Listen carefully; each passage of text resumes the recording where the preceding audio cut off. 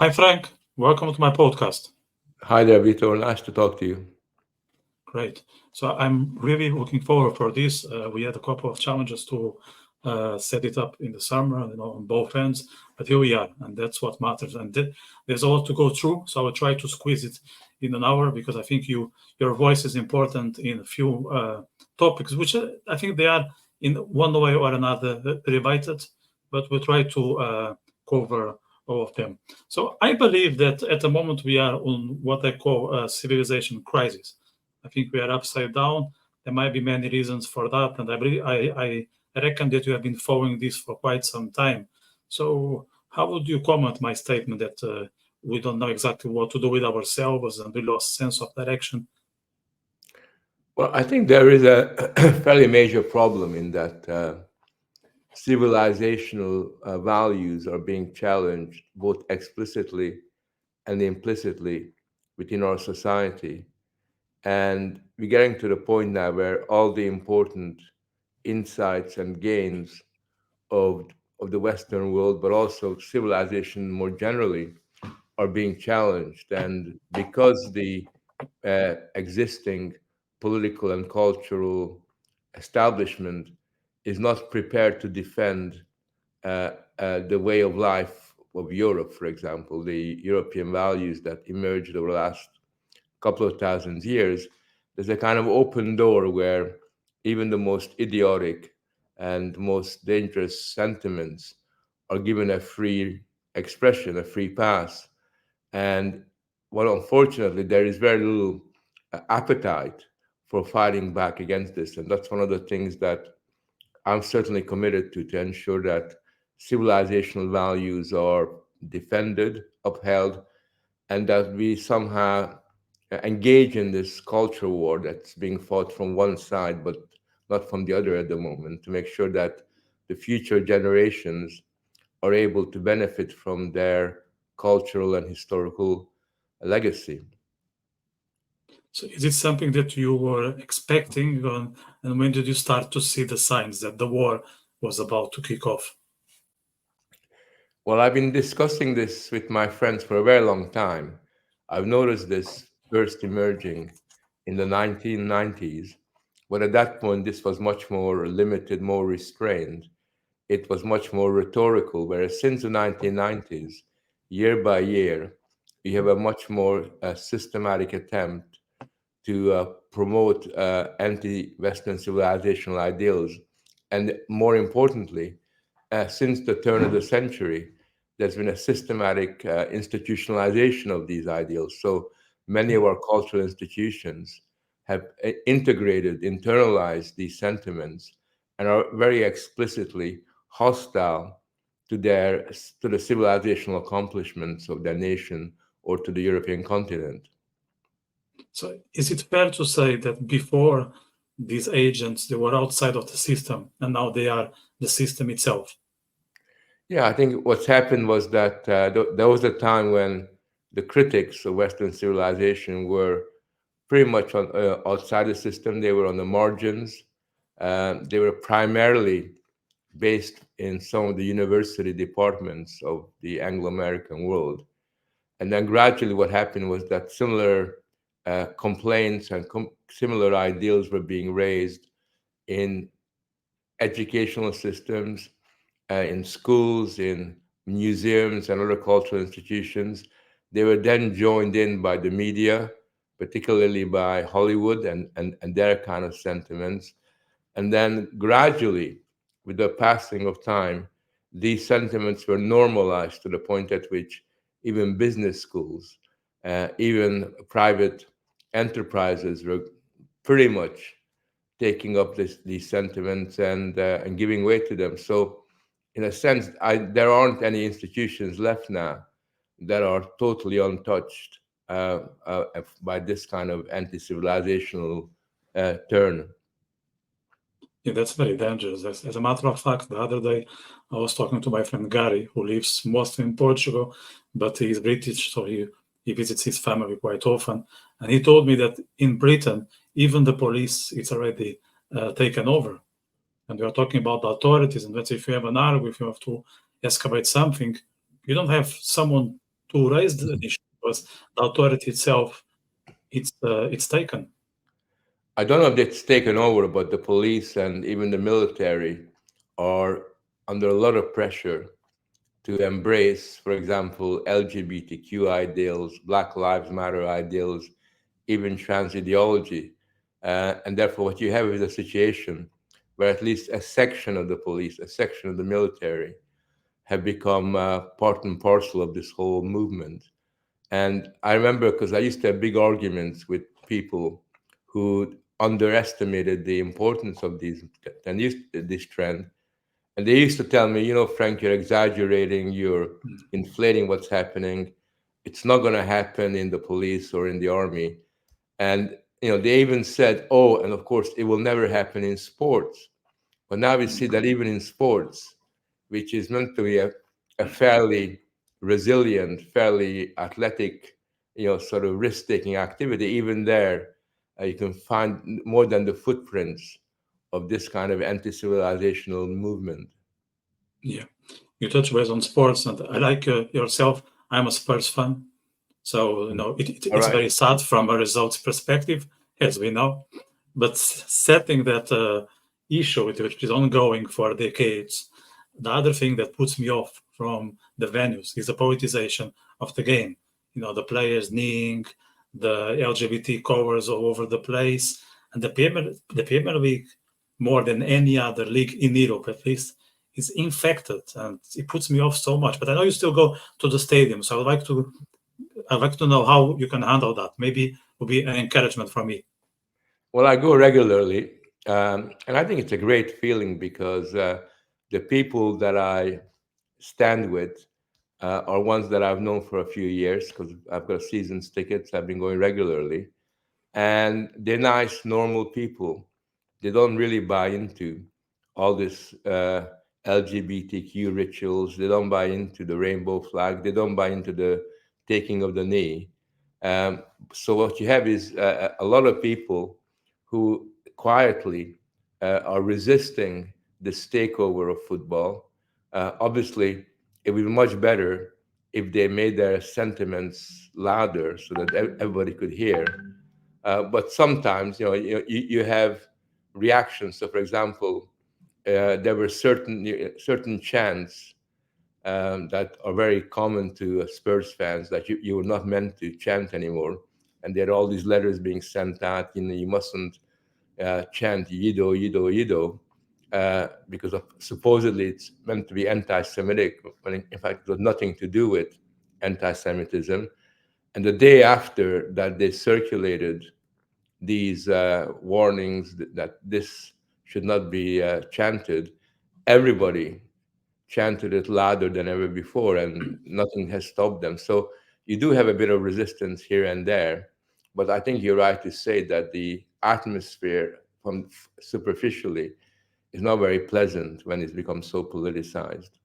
Yeah, and I think the human psyche is tricky, right? The more you tell this is a forbidden fruit, you shouldn't touch it, you shouldn't even smell it, forget about taste it. And we all know that we get curious about it. So if you are told not to chant, you may feel like, because then at least there'll be some repercussions of your act. So I don't know how much of that is counter-effective. Well, I mean, I think people thankfully do rebel.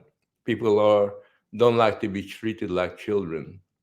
And when they're told not to do this and not to do that, they basically have a bit of self-respect, and they will react against that, and that happens now and again. But unfortunately, uh, things become very difficult when the same message is communicated all over our society, when the media, and you watch Netflix and you listen to the music, Yeah. and they all kind of promote the same kind of cultural ideals, then a lot of people who don't like it feel a bit intimidated from voicing their concerns, and they begin to censor themselves. So the big rebel, in my opinion, within you is Hungary. And what I found very funny when I lived in Budapest, that I mean, I had friends from both sides of the political spectrum, and so I would also hang out sometimes with people from the left, maybe they were like 20, 30%, but there were on occasion that I'll have a beer or dinner with those guys. And every time I mentioned that I was pleased to see Hungary making a stand against the EU prerogatives, they will say, "Oh, but that's awful. They should follow what the EU is saying." But on the other side, there was always praising the punk movements and the hippie movement. It's good that you have your own ideas. So for me, it was a huge contradiction. Is it something that you encounter when you go to Hungary, and how would you approach this kind of behavior? Well, Hungary, like everywhere else, is a divided society. The only difference is that we have a very effective government, and a large majority of people are committed to preserving the Hungarian way of life. They kind of like the traditions of our communities, and therefore it feels very different in Hungary than almost anywhere in Europe. But of course, at the same time, you have people, particularly in Budapest, the capital city, who are influenced by Western ideals. They are very much influenced by the TV that they see from the West, the kind of messages that come out from the European Union, and therefore it's almost like they've developed what I call a new kind of colonial mentality, where they're like the good boys and the good girls who listen to what the parents in Brussels say. And it's very sad because I like political debate, I like political argument. Nothing really wrong with that. And Hungary needs a good, healthy opposition, but it doesn't need an opposition that's just basically acting as the voice of this foreign institution based in Brussels. And so I have a lot of arguments, and sometimes they're good arguments. Sometimes people yell and shout at me and call me a fascist or call me a bad person because of my politics, but I can live with that. Yeah, and I think they can call you or call us, because I will be on the same boat. They can call us both fascist and Soviet, which is a kind of a funny combination. It is, yeah, and it is very funny. Sometimes on X, in the morning I get called the far right, sort of agitator, and then in the afternoon I'm called a communist, pro-Soviet agent. So, this kind of stupid criticism is the norm now. People are not able to argue intellectually or in a more sophisticated way, and therefore they rely entirely on these stupid slogans. The other funny one that happened to me, and I would bet that it's not something. It's also something that you experience yourself. Is one day you are called Zionist, and the other day you say, I don't know, you say something that you don't agree fully with the Israeli government or about the Jewish community, and they say you are anti-Semitic, and You get it's called that. madness. Yeah, you got called that. Although I've taken a very, very hard line on the war in Israel, because I think that uh, what's happening in Israel has got very important consequence, not just for Israel, but for the whole of the Western world. It is ultimately a civilizational war. And I take the view that whatever Israel thinks they need to do, they should do. And I never criticize them, for just very simply for the reason that I believe that they're in the right, and they have every legitimate reason for continuing with the war, and not listen to what the rest of the world tells them. Because if they just basically are told to give up and sign this peace treaty, then they basically would have given Hamas an indirect victory. Yeah, and within Europe, I think Israel doesn't have a strong ally as Hungary. There is Hungary, then there are a good few like number two, but Hungary is for sure on the top. Do you think that's the reason, or is there any relation to the fact that the Jewish community is flourishing in Hungary? I think Hungarians, in particular, understand that the kind of struggles that they're waging, the kind of pressures they're under, are kind of caused by the very same reasons as to why Israel is so unpopular in Western Europe. Because I think what Israel is doing is what Hungary is doing. They're both saying that their national sovereignty, their national independence Yeah. is absolutely critical. There's no compromise to be made on that score. And there is a kind of closeness that has come together. In fact, a lot of politicians in the government often joke, and they make the point that Hungary has created two nations. One is Hungary, the Hungarians, and the other one is Israel. And what they really mean by that is that many of the early Zionists, like Theodor Herzl or Max Norda, they were from Budapest. They were Yeah. Hungarian Jews that set up the state of Israel. So there's a certain bond there. And it's also the case that if you go to Budapest, it's got a very flourishing Jewish culture, Jewish community.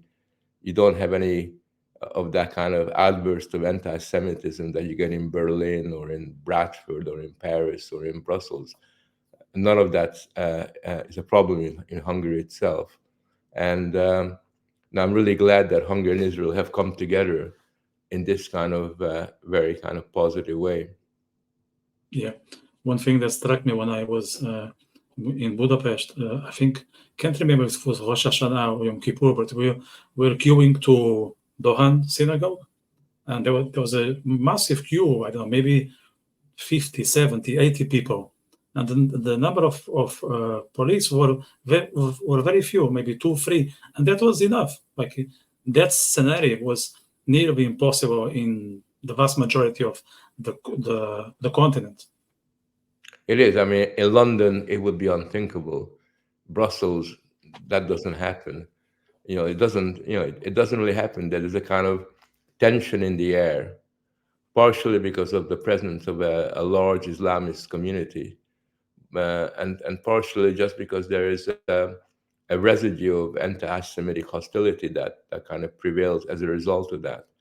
Uh, Particularly now from the left, it is very interesting how the identity political movement, whether it's Black Lives Matter, feminist, or LGBTQ or trans, have kind of joined together with Hamas and feel that they got more in common than with Israel. And there's a kind of visceral hatred for Israel that you see when you talk to some of these young pro-Palestinian, European or even American protesters. Yeah, that is mad.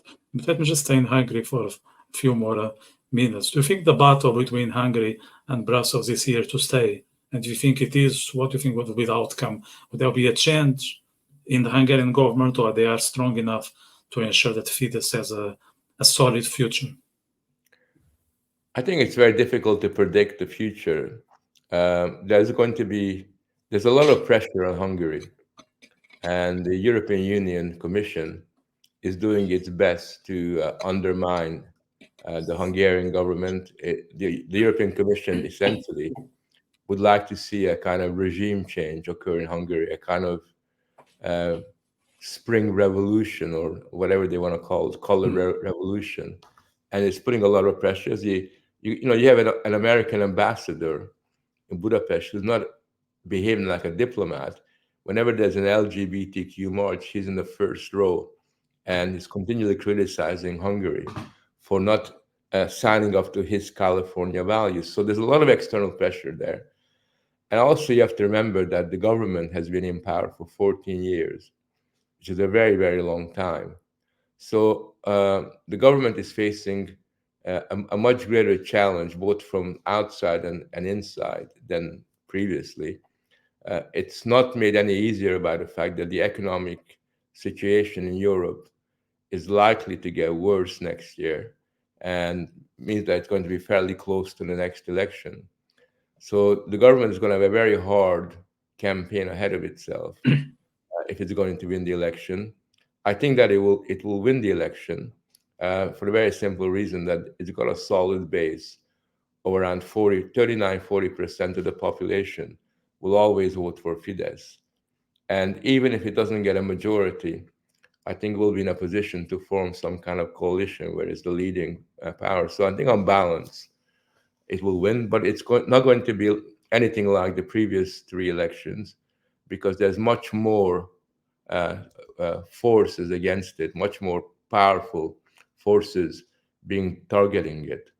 I think also the really important thing to remember is that in the long run, Hungary, with its present government and its present policies, can only survive if there are some other countries in Europe, some big countries in Europe, that are prepared to support it. And the two obvious countries for that is France, in case the Rassemblement National win the elections. If Le Pen wins, that would be very good for Hungary.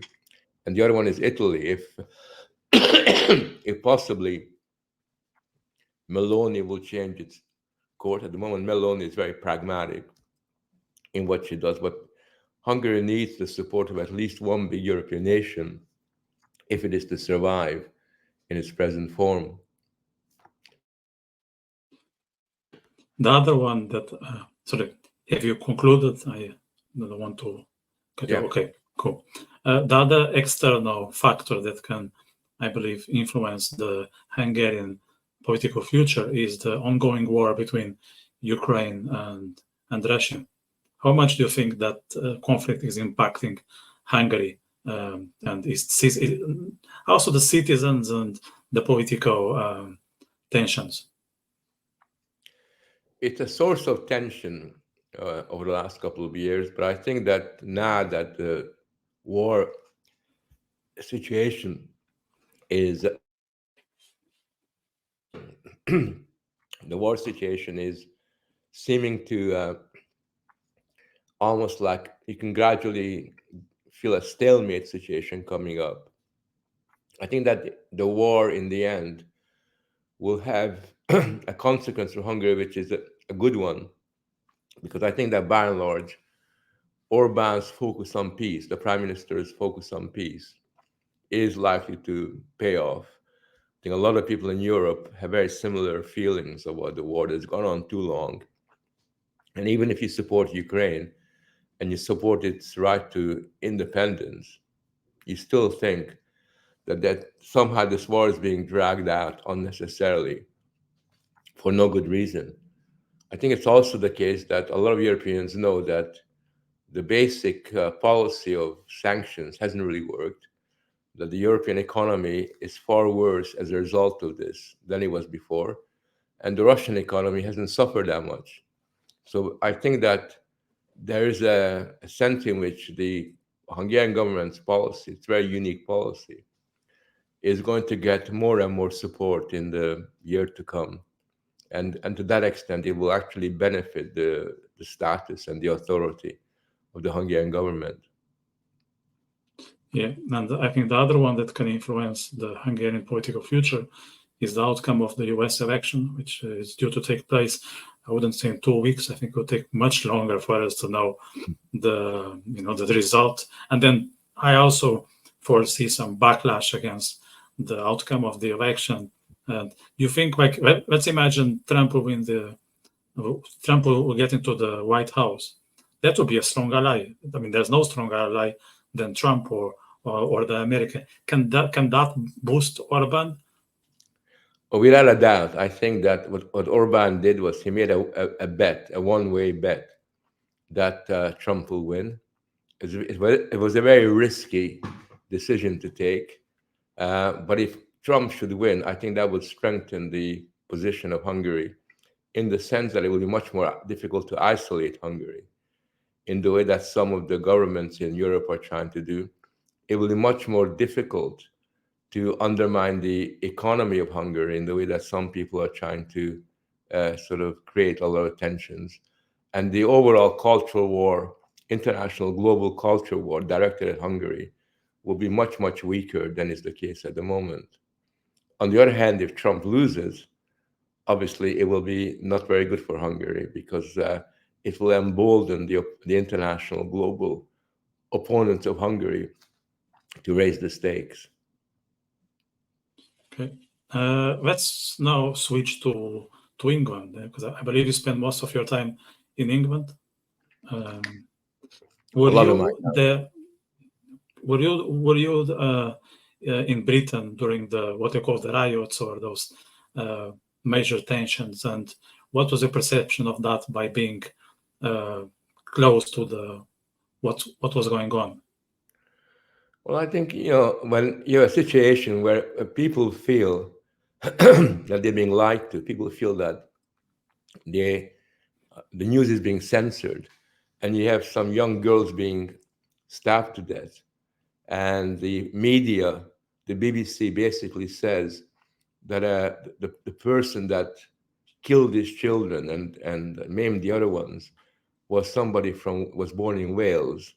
People began to suspect that that's not possible. A Welsh person wouldn't do that, and of course that proved to be true. And it just kind of reinforced the feeling that when you have uncontrolled mass migration, which is getting greater and greater day by day, a lot of people feel uneasy and feel that their views and their opinions is not taken seriously. They feel that every time they open their mouth, they get accused of being xenophobic or racist or something like that. So I think it's understandable that people sometimes, sort of get angry and do things that are not very productive and often are very destructive. And I felt that in many ways, the riots were quite understandable, not something that I would approve of, but they were entirely understandable given the pre-existing situation that led up to it. I thought was very disturbing for me, much more disturbing than the riots, was the government's reaction, because the governments reacted in a very revengeful way, in a very political way, merely deciding that they will teach these people a lesson. And it's almost like he had this kind of disregard for the basic norms of justice, and a very clear attempt by the governments to politicize the courts, to kind of basically argue that, okay, if you are on the streets, if you are protesting, if you are rioting, you will be sort of attacked, and you will be held in a far greater degree of contempt than is the case beforehand. The sentences you will get is much greater than is the case in the past. And as you probably heard, for example, you have this situation where this woman who kind of tweeted about the riot on the riots, and apparently made a very sort of a remark that incited people to violence or supported their acts of violence, and took the tweet off after 3 hours. This woman was then sentenced for almost 30 months in jail, more than 2 years in jail, which is quite unprecedented. No criminal records, no criminal sort of background at all. But nevertheless, the courts really came down very heavy on her, and the judge more or less said, we're going to make a lesson. We're going to teach you a lesson by doing this. So I think that things are very polarized in England, and the government knows that things can really explode anytime. That things are sort of so tense that it needs to keep things in check by being fairly repressive in its mannerisms. That seems to me like science fiction, because we used to joke that, okay, you can be in massive trouble just for a tweet, just for a Facebook post. Watch out what you publish on Instagram, or I don't know, on TikTok these days. But that used to be a joke. But now it's no longer a joke. It's something that can put you in big trouble, especially if you are targeting the wrong people. You do. And it isn't just simply about the government, but you could lose your job, you can lose your career, you can be kicked out of university, and this has happened. So there is a kind of censorious climate of repression throughout much of Britain, and I think in many other societies. I think Germany is very similar in that regard. Yeah, that's very sad. And in terms of repression, so the free speech is evident. And the other one, that they start to go after what I call the simple pleasures of life. I think they want to reduce the pint glasses size, which for me is ridiculous. Then they want to stop you from smoking outside the pubs. And there are other examples. I've just mentioned those two. But what's the objective out of that? Because it's not popular. Why they want to implement these things? I just try to be them for a while, but I can't. Well, I think there are several reasons. One is that they are very puritanical, and they want to control the way people live their lives. But in addition to that, I think they are in the business of medicalizing politics and politicizing public health. So this is something that they began to do even before COVID, where you basically use health and public health as an instrument of political control. And Yeah. that's the main reason why you're getting all this stuff, all these crazy initiatives to prevent people from enjoying life, or maybe even have bad habits. I mean, there are some bad habits, but if you decide to have a bad habit like smoke, that's your business. As long as you're prepared to live with the consequences of what you've done, you should be allowed to do that. But they're basically saying that this is a public issue, and we're going to make sure that we're going to react to you as far as we're concerned. That sounds to me like the communist rhetoric. Like we're going to look after the public sphere. Uh, this your space is my space. I'm going to make sure it's sanitized, that your life will be okay. It won't be that much enjoyable, but at least you will survive, and you'll be able to have small talks with some other idiots.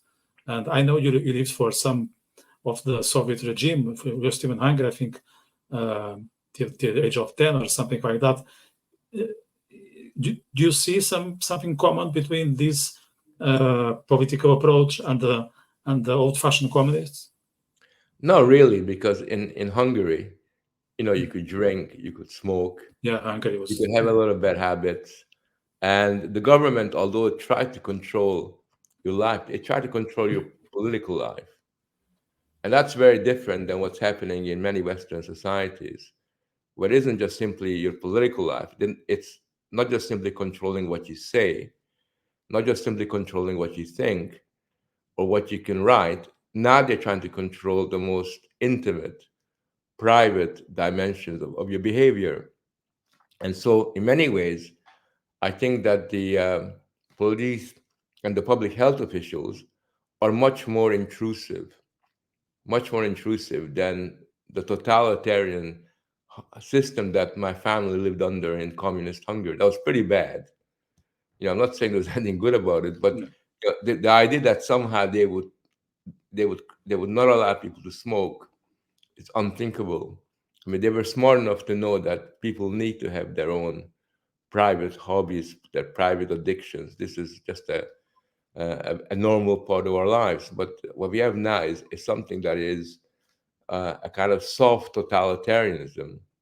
But even though it's a soft form of totalitarianism, its consequences are pretty dangerous. yeah. Do you think they are using fear as a repression mechanism and linking this to the public health?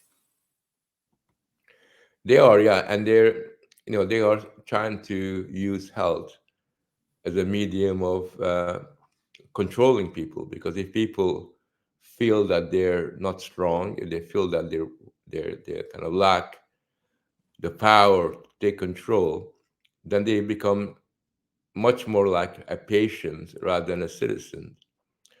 And what I argue is happening with this focus on medicalizing public life is that people are increasingly begin to resemble patients or would be patients rather than robust, active citizens.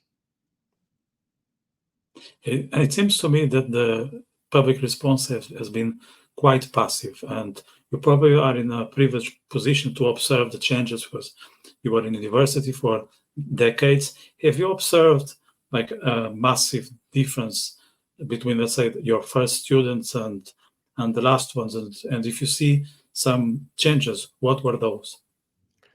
Well, it's a different world. I think that universities were different. We expected more from students. We expected them to read more books than we do now. We put more pressure on students than we do now. The exams are more difficult than they are now. We treated students as would-be adults, and we try to stretch them and push them forward. Whereas today, we have decided that you cannot criticize students, you don't want to offend students, that students are fragile. So the whole university system has completely changed in that respect. And and students are treated like as if they're children. We infantilize 18, 19, 20, 21-year olds as if they're just young kids instead of doing the opposite. And that leads to a situation where university graduates come out and instead of imagining that they're adults, they are just simply biologically mature individuals who are still living the life, a very childish life of what we call in English extended adolescence. It's almost like they become like Peter Pan, adolescents into the indefinite future, and that's been a very big change in my lifetime, uh, because it means that the generations that are coming through now have not had the experience of gaining the kind of strength they need to become independent minded, independent thinking, self sufficient. They're much more reliant on expert, much more reliant on therapy. They're much more reliant on other specialists to help them make their way in the world. Okay, let's move now to Israel. I think there's a lot to talk about. We already touched base in a couple of things, but it's a very complex topic. You mentioned that you would endorse Israel to do everything that is needed to make sure that they will prevail. I'm full with that 100%. But what do you think needs to be done to make sure that Israel will win this critical war? Because to me, it's not obvious that killing the leader of Hamas and the high commanders of Hezbollah will be enough, because we all know that these guys can be replaced. So what will be the real triumph? Well, it's a very difficult struggle, and there's no guarantee that Israel will triumph. But basically, they have to decapitate, sort of Hezbollah and Hamas to the point at which they are no longer able to present a military threat. And they have to, as the minimum, they have to achieve, because behind them there's also Iran, which is a much more formidable force altogether. And they basically have to send out the message by defeating as much as they can Hezbollah and Hamas, that if Iran steps out of line, Israel will be ready to continue the war by different means and elsewhere. So it's a very difficult situation that they're in. But the point that I would make is that a couple of months ago, people said Israel must stop fighting. It cannot achieve anymore. That there's no point in continuing. But Israel has got no choice but to fight for two reasons. Number one, they need to get the hostages back, and the only way they can get the hostages back is if they're seen to be going from strength to strength. And secondly, Israel needs to ensure that Hamas, in particular, will not be a physical military threat to it. Otherwise, its very existence as a nation is called into question. So they got to be able to get to that point, and the only way they can do it, and they've shown that this can be done over the last couple of months, is by developing some intelligent tactics militarily and an intelligent political approach. I think politics and the military side go kind of hand in hand. The main problem that Israel has is that it has lost the propaganda war in the West. And that's a really big blow, that Israel's got very few friends amongst the cultural, political elites in the Anglo-American world in Western Europe. And because of that, it's fairly isolated. Yeah, it's not as isolated as some people think, but it's fairly isolated. And therefore, if you're isolated and you're fighting with one hand behind your back, then your progress is going to be slowed down. So we have to watch and we have to see how far Israel can move forward, given the very difficult predicament that it faces. Myself, I think that Israel's got no choice but to continue. If it stops now, then it will be a major setback. I mean, just very simply because it needs to demonstrate to the world and to its own people that it's capable of maintaining its security. It's able to have a secure border and maintain the integrity of its own society. Yeah, so Israel already shown that they have a very sophisticated military and an intelligence that most countries will be envy of, if not all, in the world. And that has been shown in the neighbor countries, in the likes of Lebanon, Syria, even the Houthis felt it when they were in the sea. But Iran it's not that close, though Israel managed to get rid of a major person. We don't know exactly how the operation was done, but he's gone. And Iran, I think it was a week ago, maybe more, it was 2 weeks ago, they sent maybe 200 missiles on the same day to Israel, and Israel hasn't responded yet.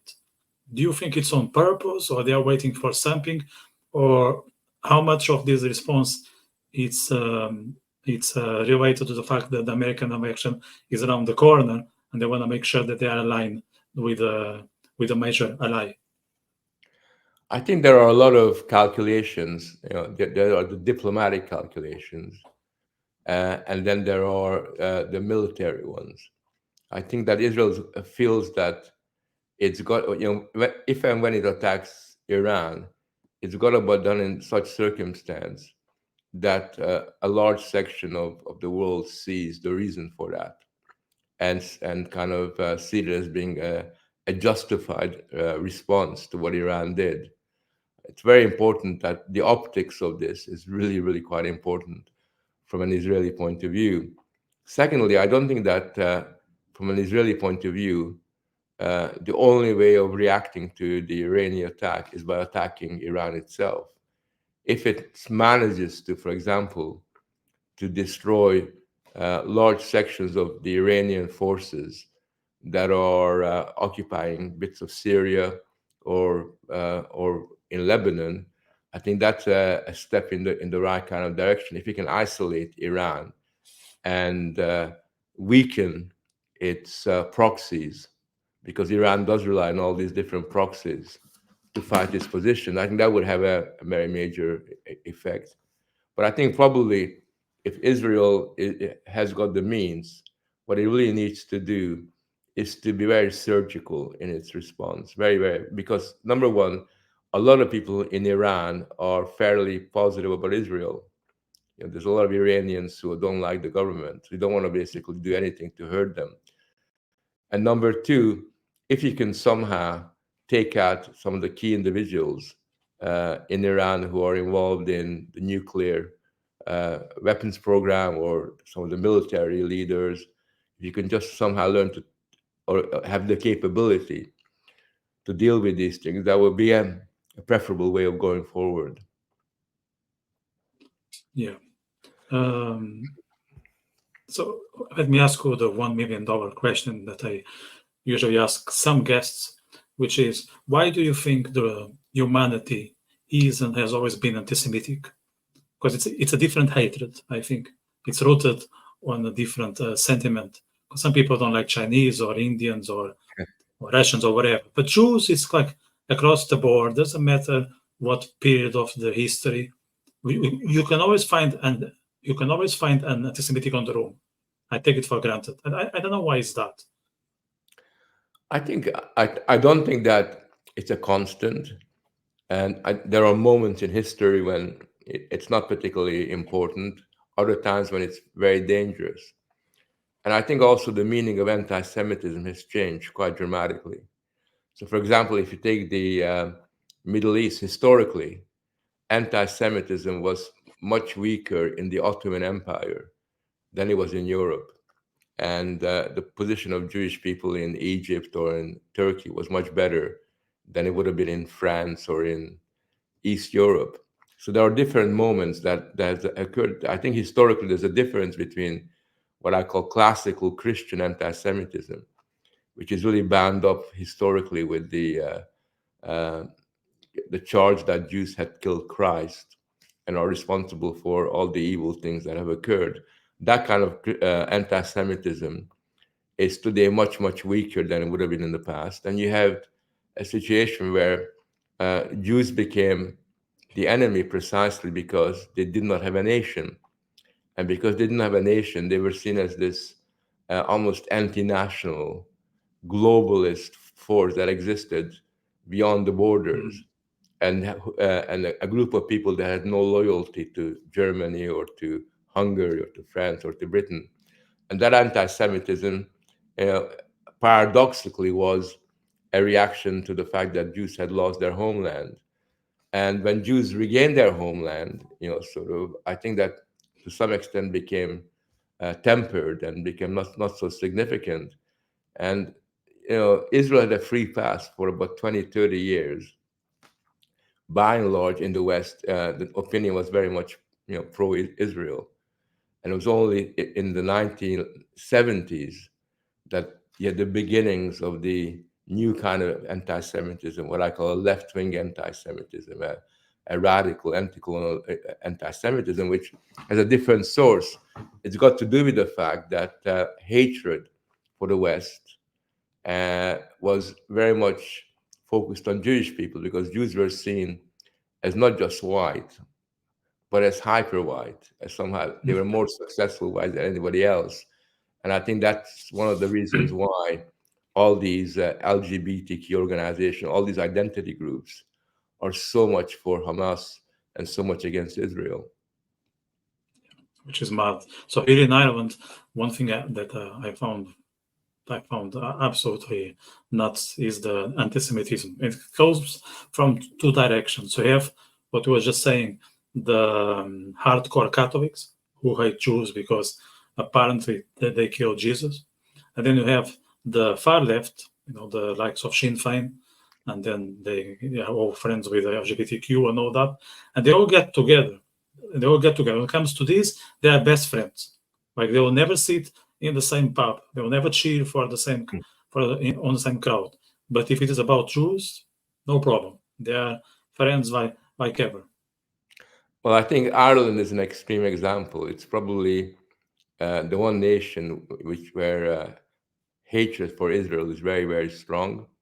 It's partially got to do with the fact that a lot of Republicans believe that the struggle of Hamas against Israel was like their struggle against Britain. So they kind of identify stupidly with what has gone on there, not realizing that before the Second World War, the Zionist movement and Sinn Féin and the Republicans were very closely allied together. So it was a very different scenario, but they've just lost the plot. And then in addition to that, you have to remember that identity politics is very strong in Ireland. So when you have that Republican tradition, when you also have the identity movement, and then you have some of the old school, incorrigible Catholic hatred for the Christ killers, you have this very strong coalition of anti-Semitism. Yeah. And what I found astonishing, that I agree that the identity politics is too strong in Ireland, way too much for my taste. But how come they can relate to white guilt, the Irish people? They were never colonizers. They were in their own homeland. Actually, they were a colony of England. How white guilt can be taught in schools, and people know it. It's not that it's taught. Young people know it. I don't know. I think there's a good explanation, which is that I don't know how long you've been in Ireland, but Ireland has become, in effect, the colony of two countries.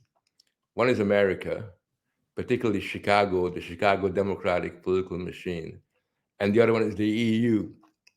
They're like the EU's favorite nation state, the good boys and the good girls. And Ireland has basically broken with its historical tradition. And if you listen to the language they use, they've taken on board all this California values and language, all that kind of woke, sort of idiocy from America. And at the same time, they've also,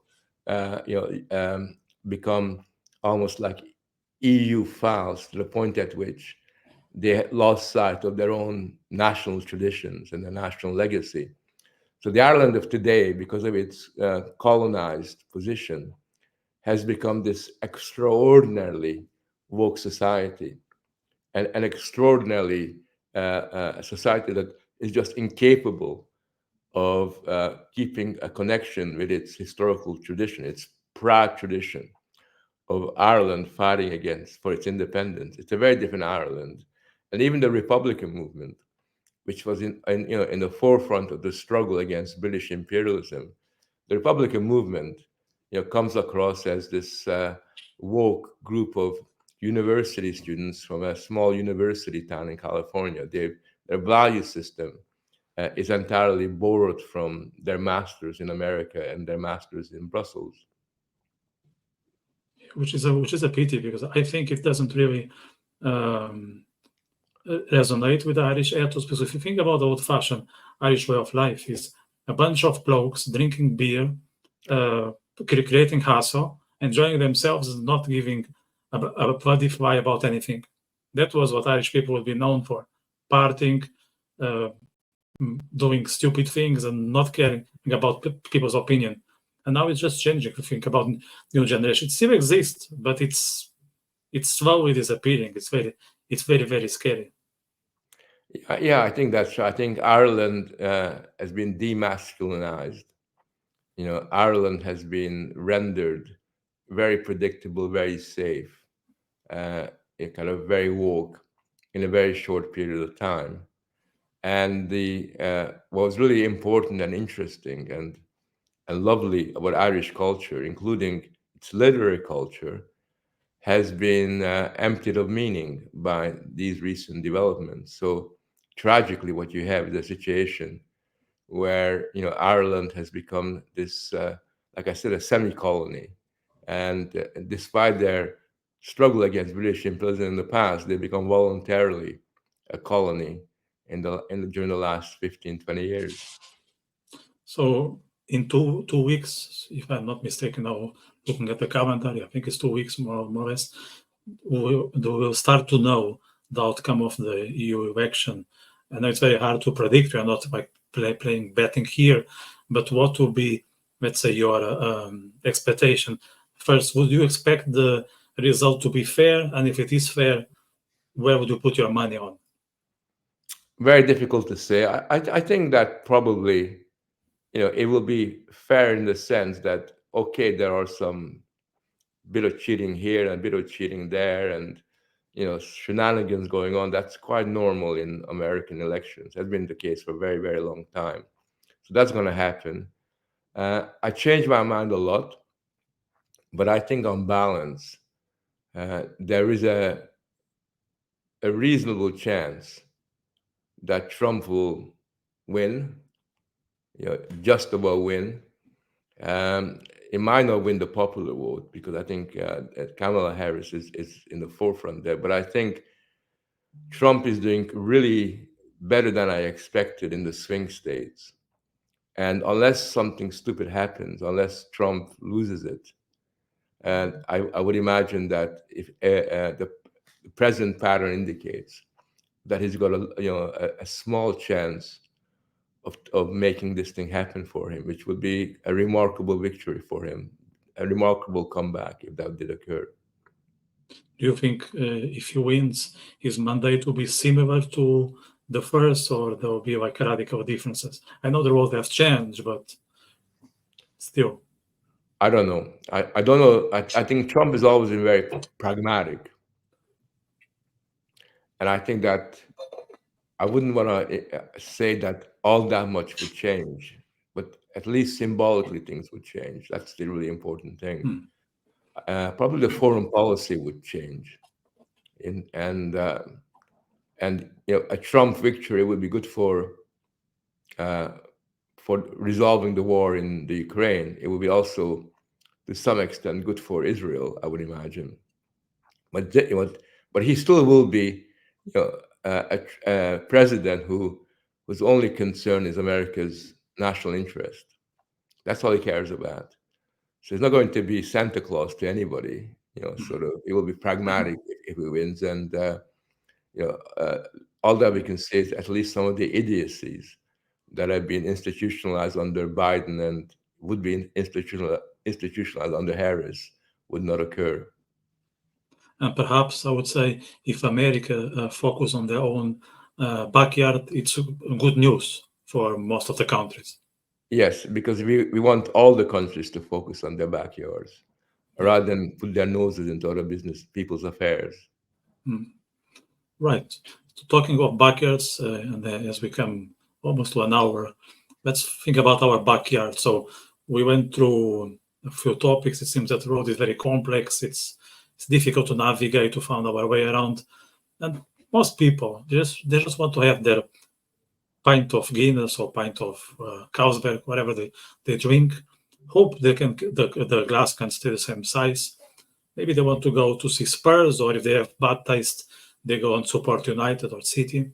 I hope I would subscribe to this comment.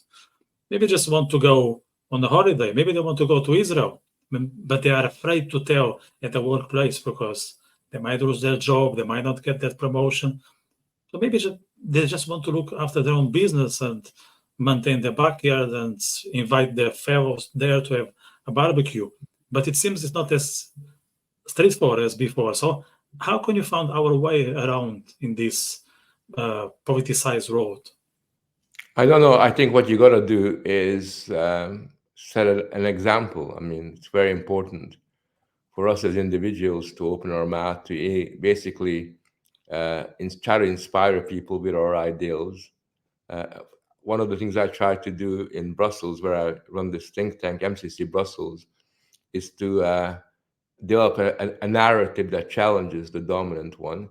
And one of my mission is to basically fight the culture war in such a way that our view of the world is communicated to a larger number of people, because I'm convinced that a large section of society, in their hearts of hearts, has the same sentiments as we do. They don't like, mass migration, uncontrolled mass migration.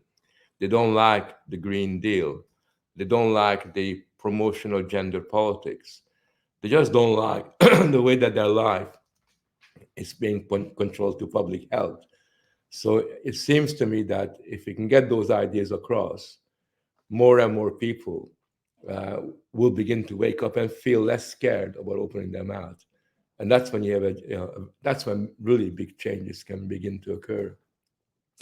Do you reckon that we are more than we are told, or that we are aware of? We are. I think you can see that, particularly in Europe, in the recent elections, more and more people are moving in our direction. But we still got to get our act together. We still got to get more resources. We got to create our own media. We got to have stronger leadership. And most important of all, we have to play more of a role in developing our ideas so that our ideas are more sophisticated, more compelling than they are at the moment. Yeah, I totally relate to that. So just to finalize, you mentioned that in terms of what you're working at the moment, just for people know out there. So one of the things is this MCC in Brussels, which I think is sorry, my Hungarian is awful. I don't know if the Matthias Corvinus, no? Yeah. Yeah. That's right. Yes. Yeah, and the other one, you are also part of the Danube Institute.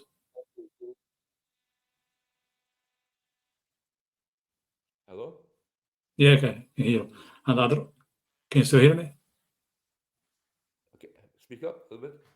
Yeah. Just a bit more quiet.